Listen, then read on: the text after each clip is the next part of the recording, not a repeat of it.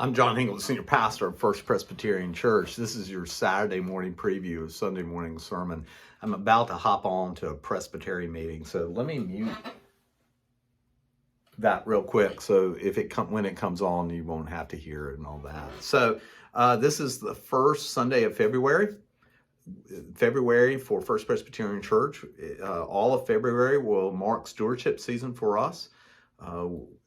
If you're, by now, if you're a member of First Presbyterian Church, because our financial calendar is from July to June, we have stewardship season in the winter, springtime. And so we kick off this year's stewardship season talking about generational stewardship. We are so grateful that Ron and Judy Nichols and Chris and Amy Jackson and the triplets have agreed to lead our stewardship campaign this year. Generational stewardship, right? Couldn't ask for anything better. And so what we're talking about in these next 4 Sundays, that one of the reasons we give and why we are called to give is not to just focus us in the here and the now. Trust me, your giving and your gifts to First Presbyterian Church are important for the here and now. That's why we have lights over us, and that's why we take care of our staff, because you give and it takes care of the here and now. But part of the reason we are called to give is to look beyond ourselves, to look beyond the here and now, to keep one eye down the road. We're called to give and think in our giving generationally. Something came on with the Presbytery meeting. I'm sorry. So we're called to give generationally, to give not just for today, but for tomorrow and the days after. So our text really is, to me, the beginning of generational stewardship in the Bible. It's the call of Abraham. If you remember the call of Abraham, well, you know that Abraham had a settled life. He had a comfortable life. He was surrounded by family. He was surrounded by friends.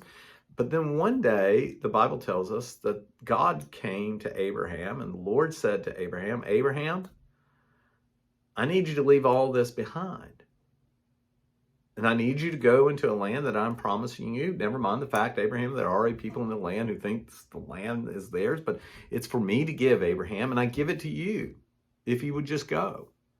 And it wasn't just that Abraham would receive this land. It's really about what God does in the call. He gets Abraham to look down the road. He says, Abraham, if you go, you will be a blessing for generations to come. And I will bless you, Abraham, and I will bless those who bless you, and I will curse those who curse you. And you, Abraham, in this moment of giving, you'll be a blessing for people down the road, for generations to come.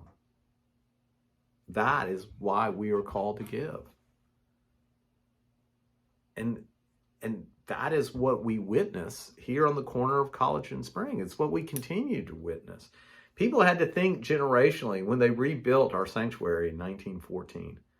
People had to think generationally when they built the new addition in the Christian education wing in 1953. They had to think generationally when they built our common room and additional classrooms in 1998. I think I got that right.